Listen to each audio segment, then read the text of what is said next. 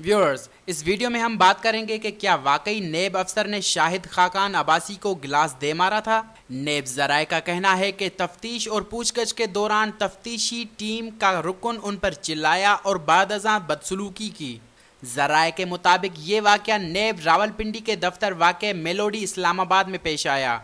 जराये का दावा है कि मज़कूरा तफ्तीशी अफसर को पेट्रोलियम माहिर के तौर पर टीम में शामिल किया गया था। वाक़ये के वक्त ये अफसर साबिक वज़ीर आज़म के जवाबात पर मुश्तइल हो गया और इत्तलात के मुताबिक बदसलूकी के अलावा गिलास भी फेंक मारा। दीगर अफसरान जिनमें तफ्तीशी अफसर एम जुब्बैर शामिल थे, उन्होंने सूरत हाल को संभाला। जराये ने भी राब्ता करने पर बताया कि इस वाक़ये की रिपोर्ट डायरेक्टर जनरल नेब रावलपिंडी इरफान नईम मंगी को दे दी गई है।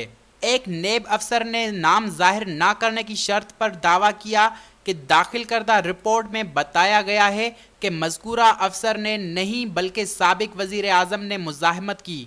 अगर ये बात दुरुस्त है तो किसी साबिक वज़ीर आज़म से बदसलूकी का ये कोई पहला वाक़या नहीं है।